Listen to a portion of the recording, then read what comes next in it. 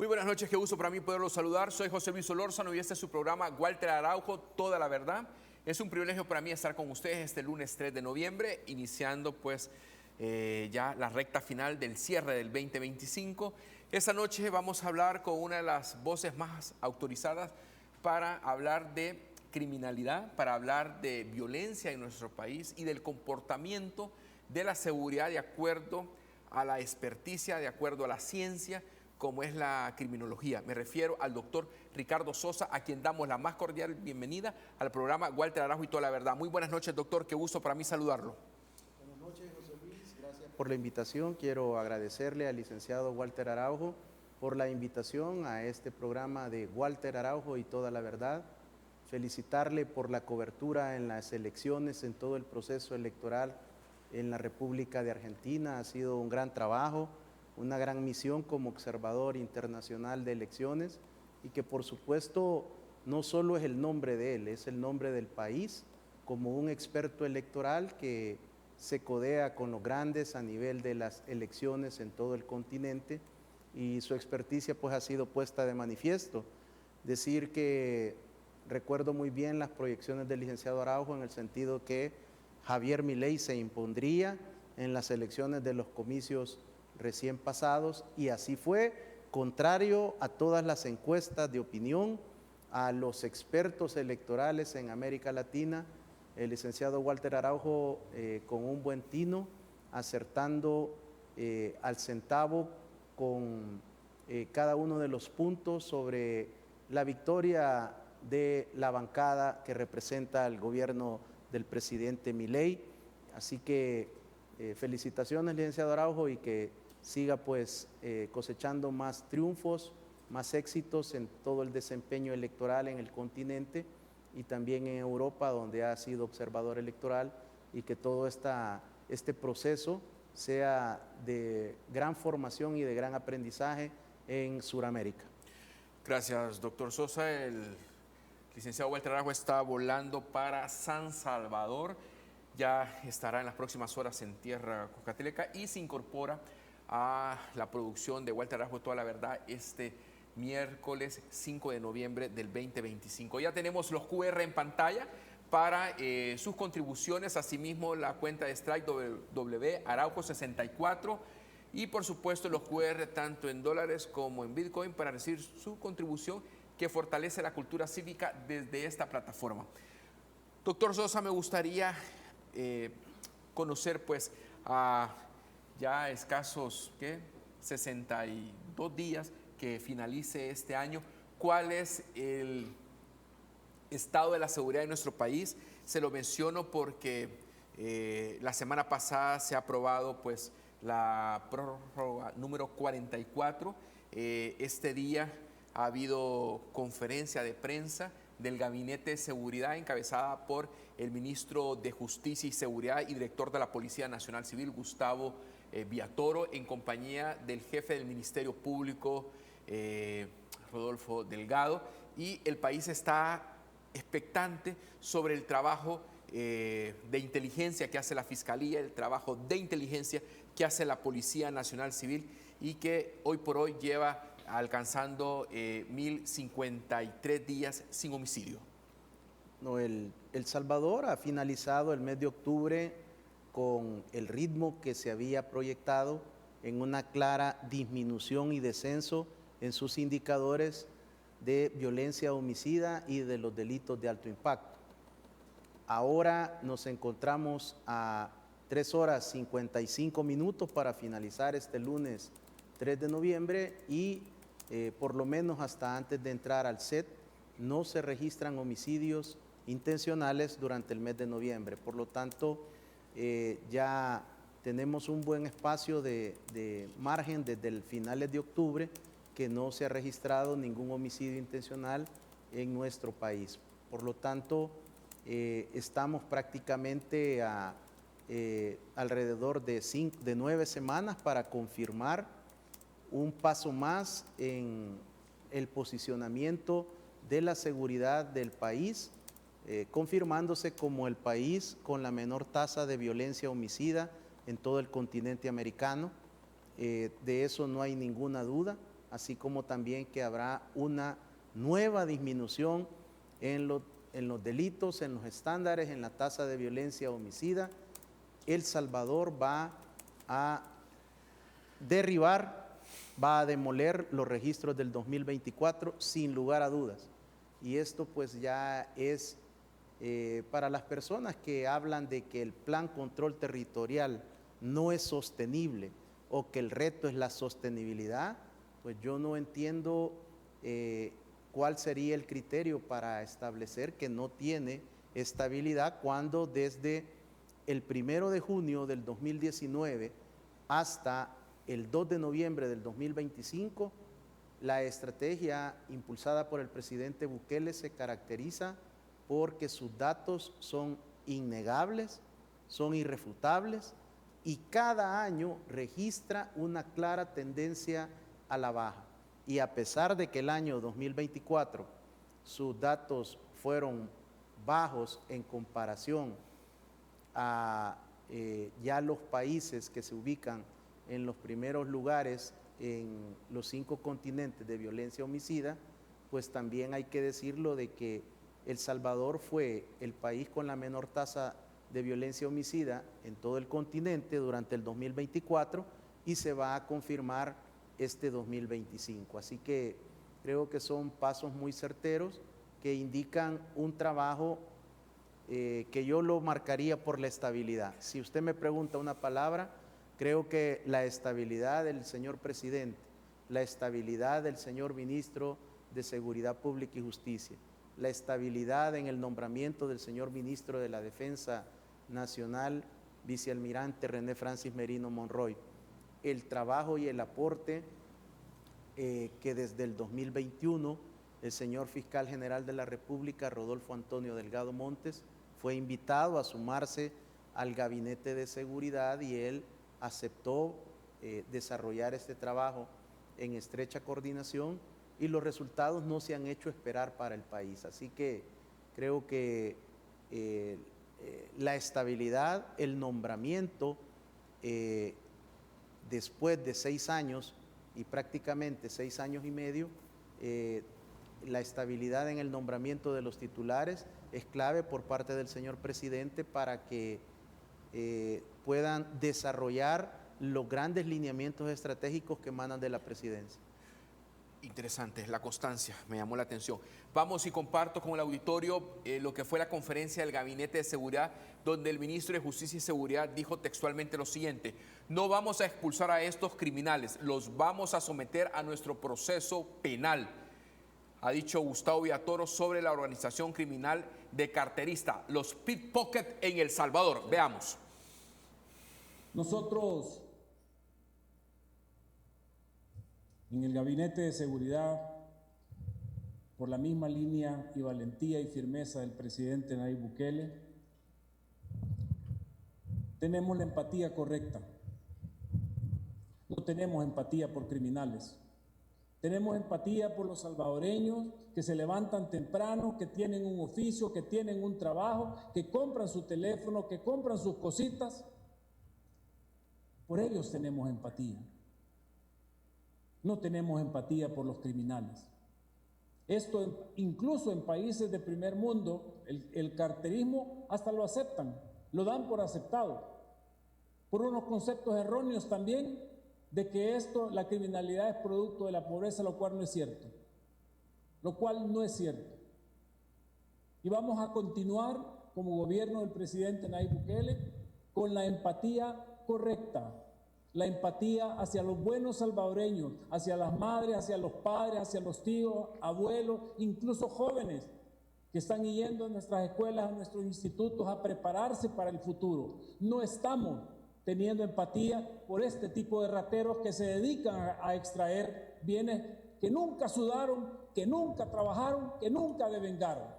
Sean nacionales o internacionales, los vamos a sacar de las calles. Así el licenciado Gustavo Villatoro, enérgico en torno a la misión que tiene el Gabinete de Seguridad y cómo la inteligencia fiscal, inteligencia policial, logró desarticular a esta banda de carteristas donde habían salvadoreños, habían nicaragüenses, habían hondureños. Doctor, otro acecho de un trabajo de inteligencia de largo aliento, enero 2024 y dando resultados ahora en noviembre 2025.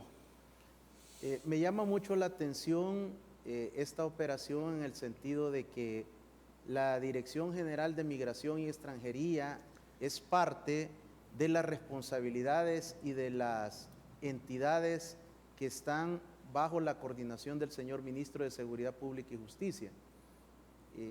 Migración y Extranjería pertenece al grupo de instituciones que están siendo lideradas por el señor Ministro. Y en este caso hay que reconocer que el trabajo del señor Director General de Migración, el licenciado Cucalón, ha sido muy bueno, yo diría excelente. Este año yo renové mi pasaporte. Sí, señor. Y me llamó mucho la atención el proceso ágil.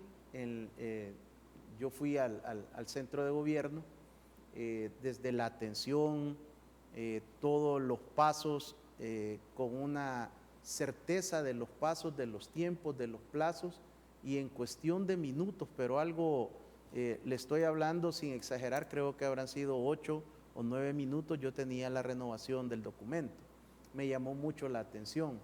Igual el servicio que se está registrando a nivel nacional, y no es primera operación porque el señor Ministro de Seguridad Pública y a través de la Dirección General de Migración y Extranjería han logrado establecer un servicio de inteligencia dentro de Migración y Extranjería.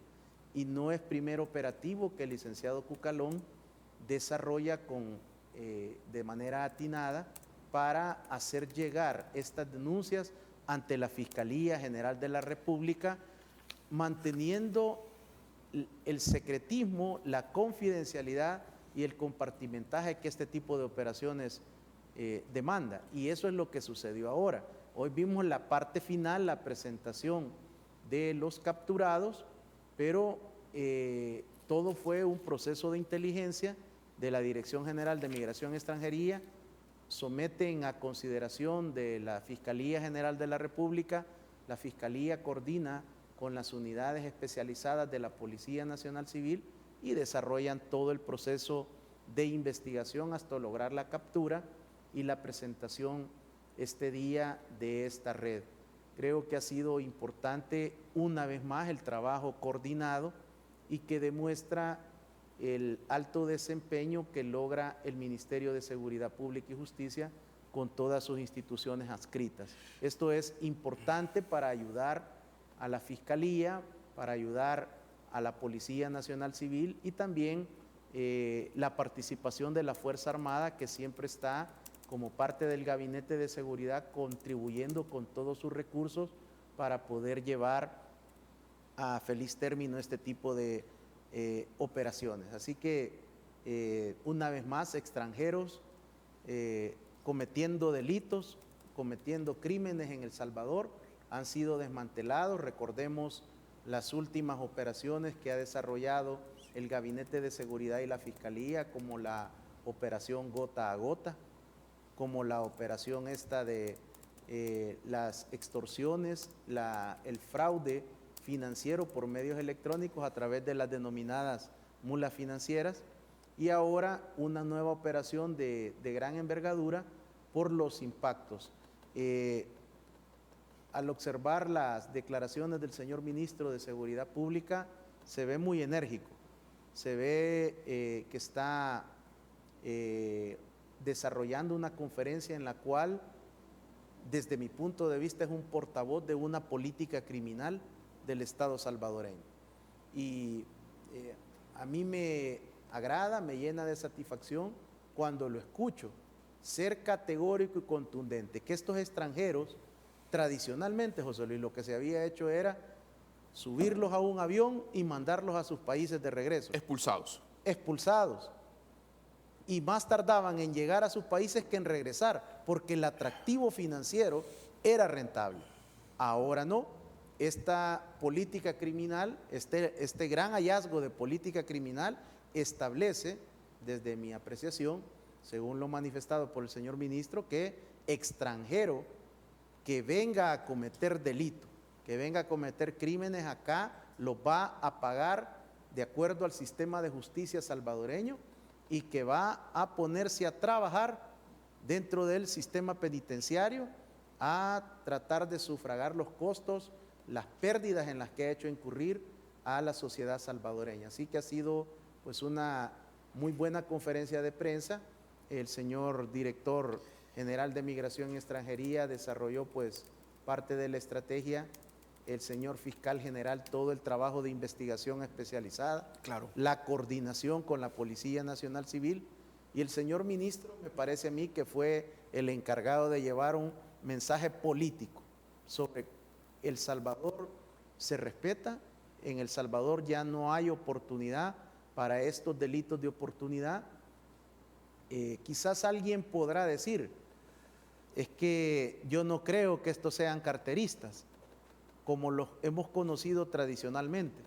Este es uno de los delitos, José Luis, que la criminología ha estudiado desde hace más de 150 años, porque el hurto de la propiedad privada es uno de los aspectos que más se le facilita a los delincuentes, a los criminales. Un delincuente, un ladrón de este tipo de delitos, él nunca piensa que lo van a capturar. Él siempre piensa que va a salir airoso, que va a salir vencedor, y por supuesto esta estructura, según lo informaron las autoridades, venía desarrollando diferentes golpes a nivel del transporte público de pasajeros y con un relativo éxito, mientras la investigación especializada también se desarrollaba. Por cierto, ahí dentro de la conferencia se encontraba el señor subdirector de investigaciones, el comisionado Moreno Marín, que es una persona pues muy capaz, muy competente. Ha hecho carrera en la DCI. Que ha hecho una carrera tanto en investigación como en inteligencia. Señor. Por lo tanto, este trabajo se coordina y están al frente personas que conocen de su trabajo, que conocen el trabajo fiscal, que conocen el trabajo de investigación, que conocen el trabajo policial y que articulan a través de toda la experticia que tienen durante todo el presente siglo de estar combatiendo el crimen organizado. Y pues un operativo o una logística delincuencial muy bien establecida, en la cual había toda una logística, funciones, roles, asignaciones al ingresar a la unidad del transporte público de pasajeros, maletines donde desarrollaban el hurto y lograban pues con todas estas técnicas. No crea, José Luis, que estos tipos son personas que solo van y meten la mano, son realmente personas que logran desarrollar estas destrezas, estas habilidades delictivas para prácticamente sacar carteras, obtener dispositivos móviles, haciendo una serie de estrategias, de táctica en las unidades, como el hecho de pasar empujando entre las dos filas cuando el bus va con personas de pie, en medio. Entonces estas personas van pasando y aparentemente con las mochilas usted se va abriendo paso, la gente tal vez solo le pega un codazo en lo que usted logra pasar, pero en ese movimiento ellos tienen la habilidad para poder abrir carteras de lado, obtener las carteras, los dispositivos móviles o lo que puedan.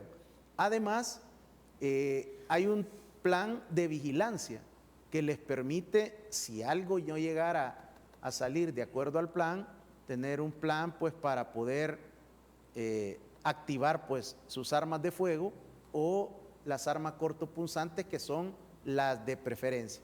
Y al bajar de la unidad se hacían acompañar de un vehículo que los esperaba para introducirse rápidamente mientras la gente estaba todavía sin darse cuenta probablemente de lo que había sucedido, y esto le permitía a ellos escapar en cuestión de segundos ya al tráfico y no ser detectados. Así que pues fueron algunas semanas que les duró la operatividad, porque en las últimas horas la Fiscalía General de la República, la Policía Nacional Civil y la Fuerza Armada han desarrollado sendos operativos que han logrado la captura y el desmantelamiento de esta estructura. Ahora, doctor, ¿cómo inteligencia policial, inteligencia fiscal pueden empezar un trabajo de la pesquisa desde enero 2024 hasta noviembre 2025? ¿Por qué lo pregunto? Porque parecía ser, al ver al comisionado Marín ahí y al señor ministro de Justicia y Seguridad, en atención también como director de la Policía Nacional Civil, poder desactivar ese tipo de bandas. Hay personas que incluso pudieron haber sido víctimas de ellos, porque son diferentes rutas, son diferentes zonas donde ellos se movilizaban y estaban tan organizados que ya tenían la manera de capitalizar lo que es el valor de un teléfono usado, robado, ya tenían la captación para que se los compraran y poder sacar ese dinero del país.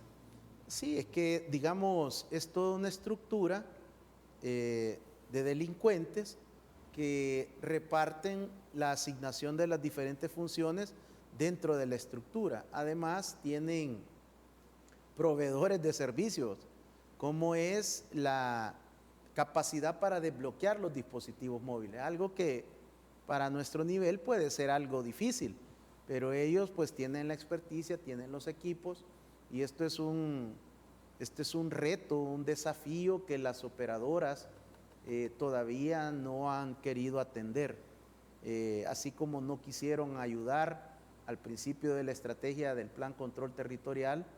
Fue el presidente Bukele quien prácticamente comenzó a decirles que iba a quitar las antenas de los perímetros de los centros penitenciarios, y hasta entonces comenzaron a atender la instrucción que emanaba del presidente Bukele, que se oponía a los grupos corporativos, a los grupos económicos de lo que representan las operadoras de telefonía móvil en El Salvador. ¿Cuánto le generaba cada antena a estas operadoras que estaban comunicándose desde un centro penitenciario? Habían dispositivos móviles que prácticamente pasaban activados 24 horas para extorsionar, para generar órdenes de asesinatos, de desplazamientos forzados, de desaparición de personas, y no se tuvo nunca la reacción, la responsabilidad social empresarial de estas empresas de telefonía. Y ahora, pues, continúan activando dispositivos móviles que se han reportado como hurtados o robados. Los dispositivos móviles tienen dos mecanismos prácticamente que los hacen operar.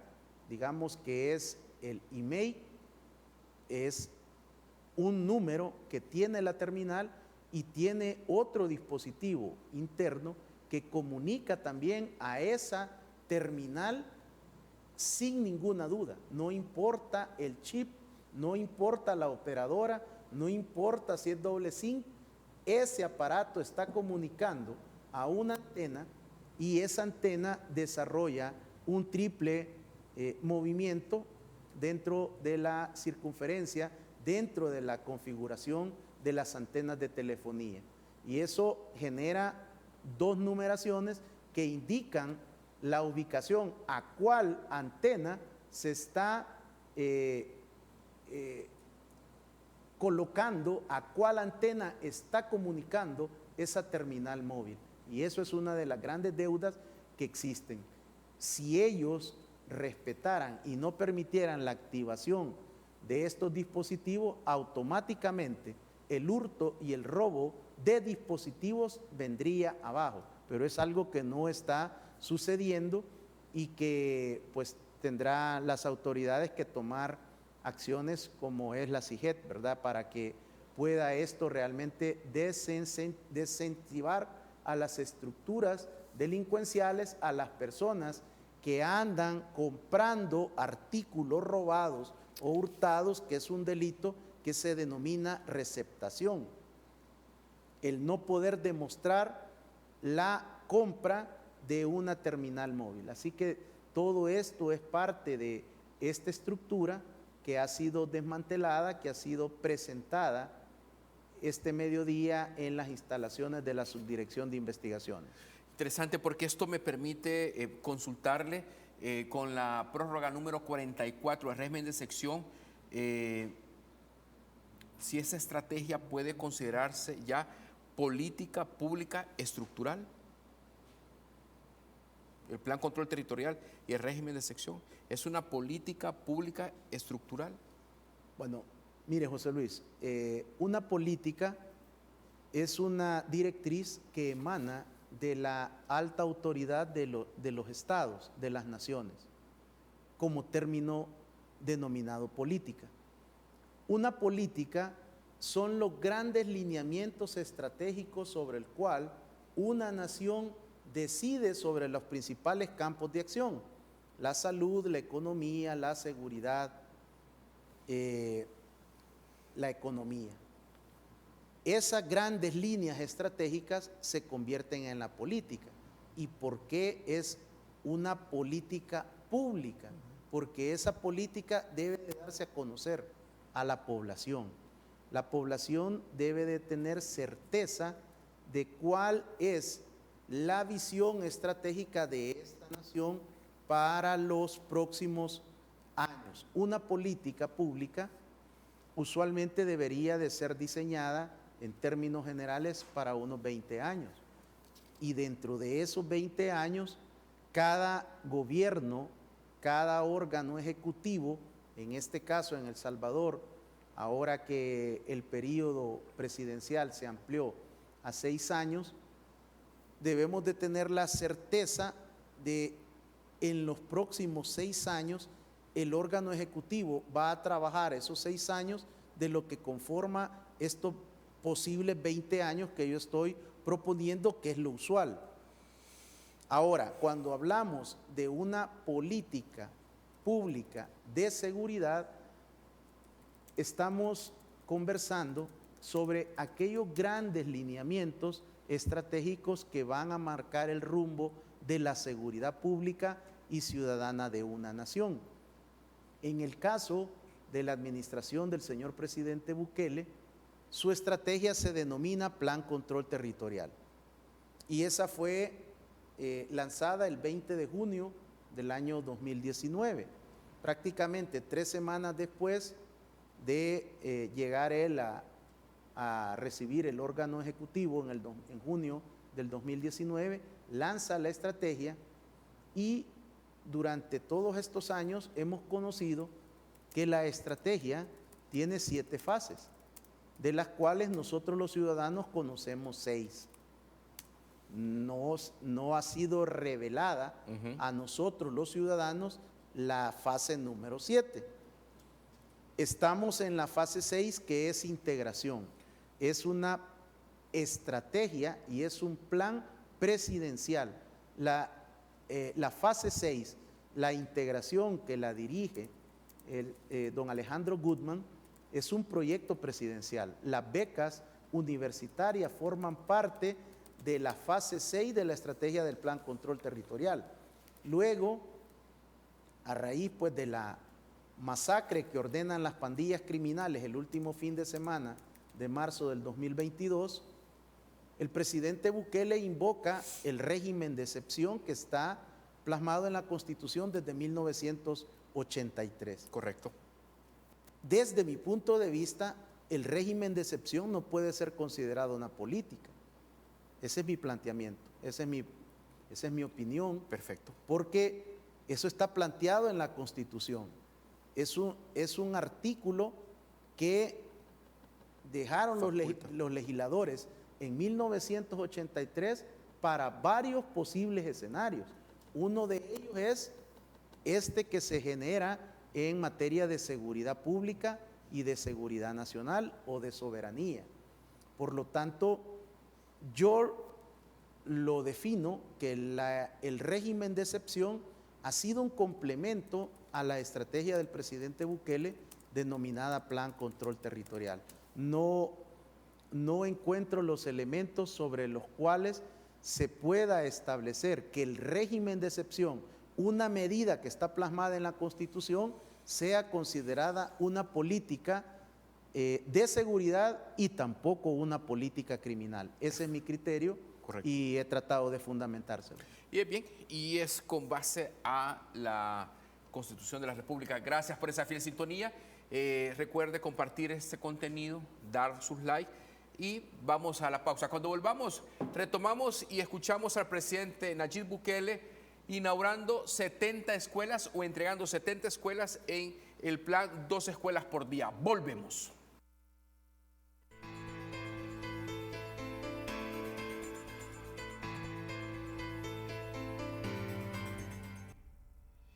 Nuestra visión es ser una empresa de vanguardia en la transmisión de energía eléctrica, contribuyendo así al desarrollo de nuestro país, El Salvador. Nuestra fuerza está en nuestro equipo de colaboradores, nuestra familia ETESAL, que día y noche trabajan arduamente para poder hacer realidad estos grandes proyectos. Hoy nos sentimos orgullosos de poder inaugurar nuestra subestación Talnique, que beneficiará hasta un total de 51.415 usuarios. Además, dará atención a la creciente demanda energética en la zona, la cual tiene una alta actividad industrial y comercial. Con nuestra nueva subestación Talnique, continuamos reafirmando nuestro compromiso a seguir transmitiendo energía confiable y de calidad a todos los hogares salvadoreños. La transmisión es el puente al desarrollo y en ETESAL trabajamos por ese desarrollo juntos.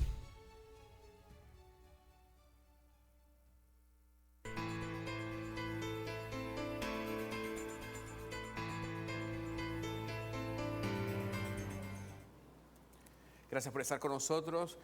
Estamos en Walter Arajo y toda la verdad.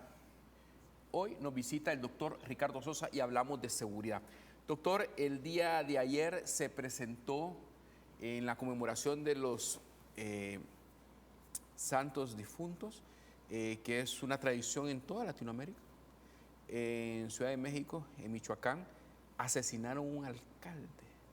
Eso ha generado una serie de manifestaciones de la población pidiendo que se detenga la violencia de los narcotraficantes. Y Claudia Sheinbaum ha dicho que existe una tendencia reiterada, financiada, de cuestionar al gobierno, de desacreditar al gobierno.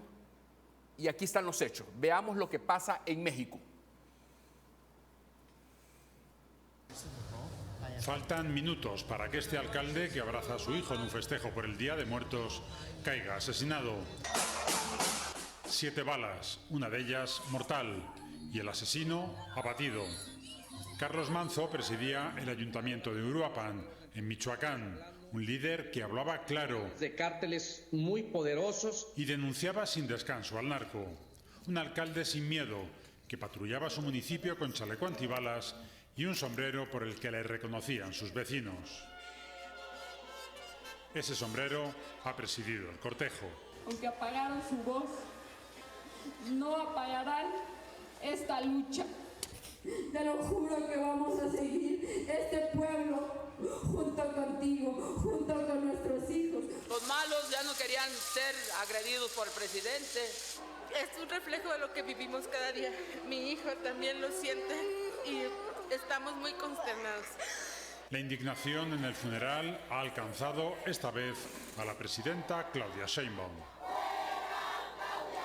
Es este condenable, cobarde, vil homicidio a Carlos Manzo, alcalde de Uruapan. Michoacán es un estado sacudido por la violencia. La mayor parte de su territorio lo controla el cártel Jalisco Nueva Generación. Hace solo unos días el pueblo de Michoacán se indignó con otro asesinato, el de Bernardo Bravo, líder del sector limonero, vital para la economía del estado, que también hablaba muy claro contra...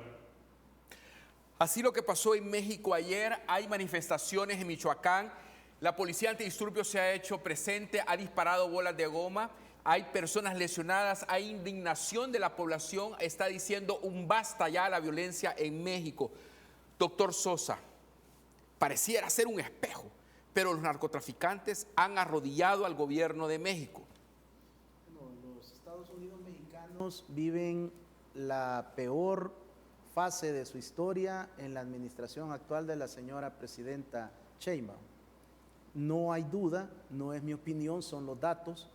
Yo no hago la noticia, yo estudio los datos y las cifras, y realmente si ella logra terminar el sexenio, estará superando a Manuel López Obrador, que no dejó, que fue el presidente que le precedió, que forma parte del mismo partido político, y en estos meses que lleva de su administración, la presidenta ha establecido una gran cantidad de registros en negativo para la seguridad de los Estados Unidos mexicanos.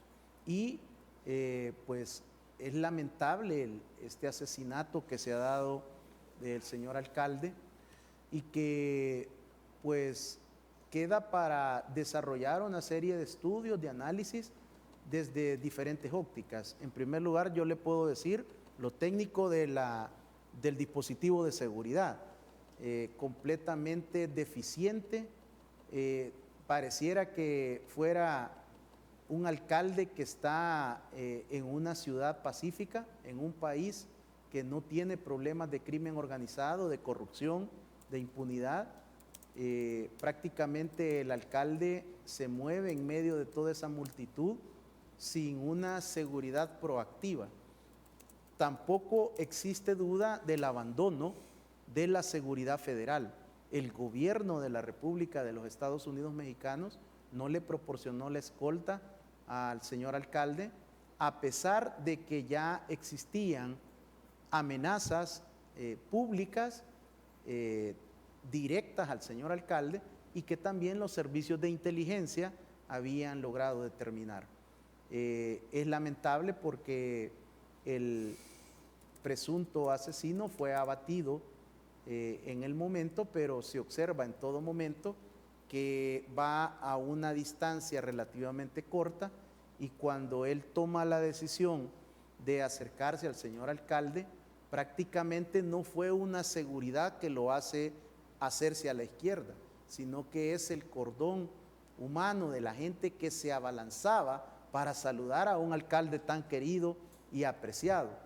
El individuo identificado con una chumpa de color blanca, con un gorro que le cubre su cabello y gran parte del rostro, se hace a la izquierda y no logra penetrar porque el pueblo se abalanzaba sobre el alcalde, que lo quería saludar, hasta que llega a un momento a corta distancia, y como es conocido en la jerga de seguridad, a quemarropa dispara 7 ocasiones una pistola automática que con cartuchos de diferente marca y de diferente procedencia de lo que es el calibre 9 milímetros.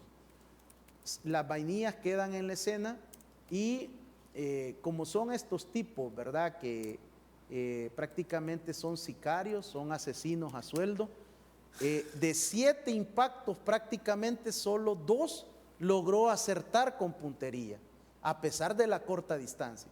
Por lo tanto, este es un evento que pudo haber sido evitado por la seguridad, por el segundo anillo, y ya no digamos por el primer anillo. Por lo tanto, cuando yo observo que él, de los 7 impactos, logra dispararle 2, uno en el estómago y otro en el pecho, que son los mortales, y un tercero de 7 que fue en un brazo, que no era de muerte. Y aún así el señor alcalde prácticamente pasa más de 2 horas en el hospital, pero ya no lo pudieron sacar adelante. Es una clara muestra del indicador de lo que es los Estados Unidos mexicanos. Claro. En este momento, lastimosamente impactado por el crimen organizado, la corrupción, la impunidad y la ausencia de una estrategia y de un plan de seguridad. Doctor, el biógrafo del presidente Nayib Bukele, escritor, analista, periodista, Giovanni Galeas, ha dicho hace un par de horas lo siguiente: en México ha caído la última gota que derramó el vaso. No hay gobiernos de izquierda o derecha, hay gobierno o narcogobierno no más. Hay democracia o crimen organizado. Bueno, sin duda el pensamiento estratégico del maestro Giovanni Galeas, pues realmente es un académico, es un intelectual, es una persona que conoce de principios de guerrilla, de guerra, de estrategia, de inteligencia, de contrainteligencia, y por supuesto que en el marco del análisis político estratégico para el maestro Giovanni Galeas, esto ha de ser pues algo tan sencillo pues de poder asimilar, y noto en sus frases pues una indignación, una impotencia, y me imagino que también se recuerda de todo lo desafortunado que fue la administración de Manuel López Obrador con su partido Morena, y que es el que le entrega también a Claudia Sheinbaum. Por lo tanto, comparto el criterio y este pensamiento, este análisis, en pocas palabras, muy poderoso de parte del maestro Galeas. Perfecto. El día de anoche, el presidente de la República tuvo a bien a compartir lo que ha representado la apertura de 70 nuevas escuelas a lo largo y ancho de nuestro país. Aquí nos muestra un poco la visión estratégica de lo que es el futuro en educación. Además de las escuelas, hay que recordar las tablets, hay que recordar las computadoras, hay que recordar estas becas universitarias, en donde ha dicho o ha dictaminado que en este país, El Salvador, la educación superior, la educación universitaria es gratuita. Veamos al presidente Nayib Bukele. La Escuela de Educación Parvularia Los Conacastes en Soyapango, el Centro Escolar Campamento Morazán en Soyapango, la Escuela de Educación Parvularia de Soyapango en Soyapango, el Centro Escolar Caserío La Junta, Cantón Joya Galana en Apopa. Estas son parte de las escuelas renovadas en su totalidad por el gobierno, gracias a la visión del presidente Nayib Bukele de entregar espacios dignos a millares de alumnos, considerando que todos merecen una educación de calidad, saldando así una deuda heredada por la incapacidad de administraciones anteriores. Entonces tenemos los cientos de escuelas iniciadas antes, las 324 en construcción, las que se van a ir agregando día con día, y de todas esas, 70 que se inauguran hoy. En esta oportunidad la inauguración fue simultánea en las instalaciones escolares distribuidas en San Salvador, Aguachapán, Sonsonate, La Libertad y San Miguel. Ya se limpió el terreno, pero ahora tenemos que plantar la nueva cosecha. Y esa cosecha debe crecer bien. Es nuestra responsabilidad que los niños de hoy no sean los delincuentes del mañana. Pero para eso requiere muchísimo dinero, muchísima inversión, muchísimo esfuerzo y muchísimas obras como esta. Estos centros educativos remozados son el resultado del programa 2 escuelas por día, y solo en estas primeras instituciones se han invertido más de $61 millones, demostrando que este es el único gobierno de la historia que más ha invertido en educación. El hecho de que hayan escuelas todavía en situación triste, abandonada, es la prueba del país que nos heredaron y el país que aún falta mucho para reconstruir. El programa 2 escuelas por día es una iniciativa insignia que desarrolla el gobierno del presidente Nayib Bukele, y es una muestra de que en la actualidad las transformaciones son palpables, a diferencia de cuando Arena y el FMLN gobernaban, que fue en el tiempo que más abandonado estuvo el sistema público de educación. Walter Morán, Noticias. Gracias por estar con nosotros. ¿Se quieren sorprender más? Vamos a la pausa. Cuando regresemos volvemos a poner los QR tanto en dólares como en Bitcoin, y la cuenta Strike W Araujo 64. Asimismo viene la reacción de Manuel El Chino Flores, secretario general del Frente Fraundo Martí para la Liberación Nacional. ¿Se molestó? Volvemos.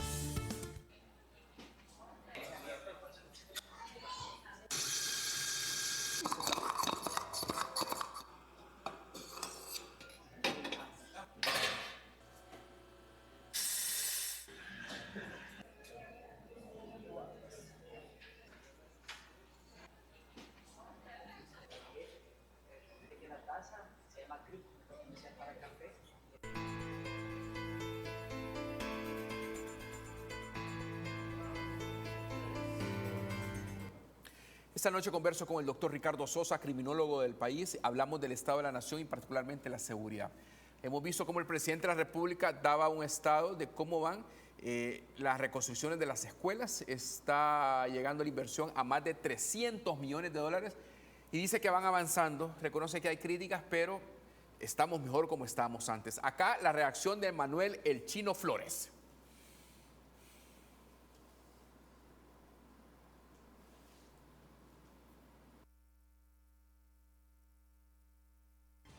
El ataque sin fundamentos es a lo que más recurre el secretario general del FMLN, ahora que se han renovado varias escuelas de forma simultánea. Manuel Flores dice que el tiempo para habilitar nuevos centros educativos no es el adecuado cuando ellos como gobierno ni al inicio ni mucho menos al final del año escolar lo hicieron. Hacer una conferencia para decir inaugurar, imagínense, inaugurar escuelas cuando ya se acabó el año escolar. Una locura. Al partido de izquierda que estuvo durante 10 años en el poder, ahora se le olvida que lo que ellos prometieron jamás se cumplió y que, lejos de invertir más del 4% del Producto Interno Bruto a educación, abandonaron por completo el sistema público y eso queda en evidencia con el deterioro de cientos de escuelas que ahora han sido intervenidas por el presidente Nayib Bukele. Es una locura. Es como que usted vaya a inaugurar, por ejemplo, vacaciones de verano cuando empiece el invierno. Así ni más ni menos. Señala que sus aliados Arena y ellos dejaron obras con los impuestos de la gente, pero lo único que hicieron fue enriquecerse con el dinero del pueblo. Ahí andan queriendo saludar y que se les felicite por el trabajo. No. Es obligación. Todos pagamos IVA, todos pagamos impuestos. Y así fueron todos los gobiernos pasados. Todos han reparado escuelas, todos han reparado clínicas, todos. Y no es obligación, pues. Estos cuestionamientos sin fundamento del secretario general del FMLN denotan el interés de desacreditar la histórica inversión en educación que ha hecho el presidente Bukele, quien ha transformado por completo la vida de millares de alumnos. Walter Morán, Noticiero. Así la reacción del señor Manuel El Chino Flores en su conferencia habitual del día lunes. El secretario general del Frente Faraón Martí para la Liberación Nacional habla de una locura. Una escuela, una locura. Bueno, sin duda, José Luis, yo creo que lo que presenciamos anoche es pues una bendición desde mi punto de vista. Qué bien. Creo que el poder retomar este proyecto de la reconstrucción de algunas escuelas, de nuevas escuelas, porque también hay centros escolares que se están demoliendo y levantando desde cero. Esto es un trabajo que ha venido desarrollando el Ministerio de Educación, Ciencia y Tecnología, y antes de este refuerzo del señor presidente de lo que él denomina 2 escuelas por día, ya el Ministerio de Educación, Ciencia y Tecnología venía desarrollando la reconstrucción, la construcción, la remodelación de más de 100 centros educativos, por lo menos durante el 2024, parte del 2023 y el primer semestre del 2025. Por lo tanto, anoche pues el señor presidente dio por inaugurado en una demostración también de tecnología que yo quiero destacar, conectar 70 centros escolares en esa pantalla que tenía él donde estaba físicamente el señor presidente y lograr esa conexión. Como conocedor de seguridad electrónica y de tecnología de videovigilancia, le puedo decir que ha sido una gran labor también del equipo técnico que desarrolló esa producción, para quienes pues toda mi felicitación por... estamos hablando que se encontraban en Huayúa. Sí, y los enlaces. 70 enlaces. 70 enlaces para poder desarrollar. Me parece que fue también una gran demostración de la capacidad del gobierno en ciencia y tecnología. Luego, 70 escuelas que están finalizadas y el señor presidente brindó el detalle con nombre de los centros educativos por zona, por departamento y nombrando cada una de las de los centros educativos, y adicional 1 o 2 segundos que él lo mencionaba venía la toma donde incluso creo que fue muy bien planificado el rótulo del centro educativo con el representante de la dirección, algunos docentes, algunos niños, padres de familia. Me pareció pues un muy buen detalle de cómo desarrollar ese lanzamiento. Yo me quedo con la aceptación de la ciudadanía, con la naturalidad que los niños le hablaban al señor presidente. Son niños y se veía pues que ellos no dejaban de jugar, y cuando el señor presidente pasaba pues le decían como ellos lo pensaban. Sí. Y se escuchó de lo más natural. El presidente también tuvo el tiempo para tomarse las fotografías, para compartir. Eso fue muy importante, porque para un niño o para los padres de familia o los adolescentes que estaban ahí, que la foto en el dispositivo móvil no quedara bien, se lo decían al presidente y él les decía, tomemos nosotros. Creo que fue muy importante. Y luego lo de fondo es un diseño muy bien planificado, que combina también la estrategia de la primera infancia del despacho de la doctora Gabriela de Bukele, que incorpora todos los elementos y toda la política de crecer juntos, y lo pudimos observar. Yo observé muy bien las puertas de las aulas, las ventanas, la capacidad que tengo desde afuera para ver el aula y desde adentro también para que me observen. Creo que son pequeños detalles que han sido muy bien planificados, la iluminación, el hecho de que todo se puede observar, los colores muy bien planteados, y además del convivio y de la aceptación de los niños, de los adolescentes con el señor presidente, hay una frase que a mí me quedó, y él fue claro, contundente: va para todas las escuelas.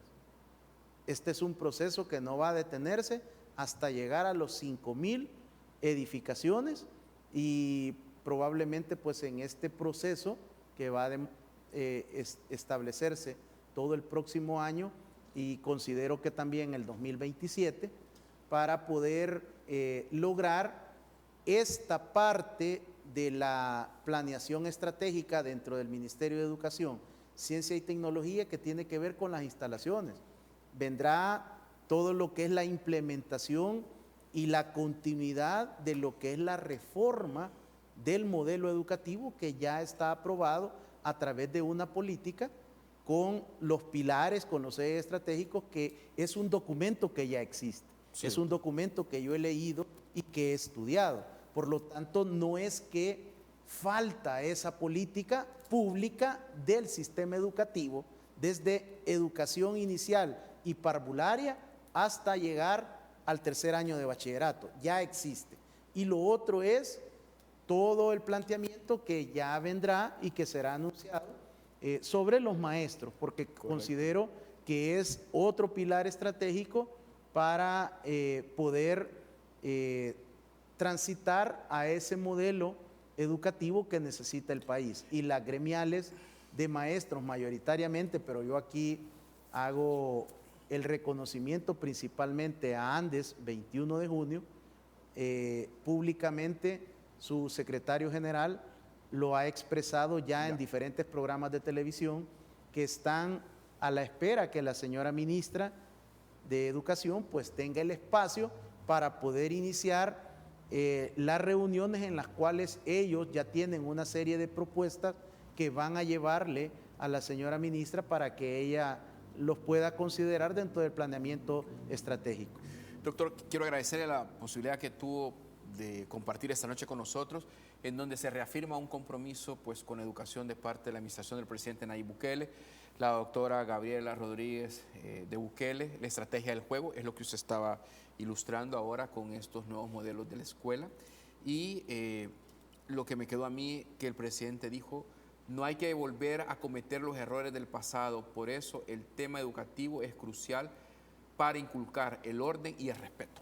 Mire, José Luis, yo quiero finalizar mi intervención esta noche en el programa de Toda la Verdad con el licenciado Walter Araujo, enviando dos mensajes bien claros. El primero es que yo me alegré mucho de ver esa cadena nacional anoche. Lo disfruté y veo con esperanza y con optimismo los próximos años en el sistema educativo. Y luego que la mayoría de los salvadoreños estamos satisfechos, estamos contentos con lo que vimos anoche, porque es algo que nuestra niñez, nuestra adolescencia y nuestra juventud necesitan. La educación hará que estos niños, niñas y adolescentes en corto plazo estén cumpliendo sus sueños. Así que Dios les bendiga. Muchas gracias a la producción de Toda la Verdad y la invitación del licenciado Walter Araujo, a usted, licenciado Solórzano, y a usted, amigo televidente y cibernauta. Recuerde, la muerte más prevenible de todas es el suicidio. Abrace la vida. Era el criminólogo Ricardo Sosa, que ha estado esta noche con nosotros. Gracias por la oportunidad que me dieron de estar en sus hogares en estas 6 jornadas de Walter Araujo, Toda la Verdad. Él está llegando en las próximas horas al país. Se reencuentra con ustedes el viernes 5 de noviembre. Un privilegio para mí haber estado en esta plataforma, sentarme en esta silla y comunicarme con ustedes cómo ha sido esta experiencia, un ciclo más. Entiendo que nos vamos a volver a encontrar pronto, así que le deseo que tenga una feliz noche. Es una noche fresca, está delicioso el clima y Dios nos bendiga a todos. Hasta la próxima, si Dios así lo permite. Gracias.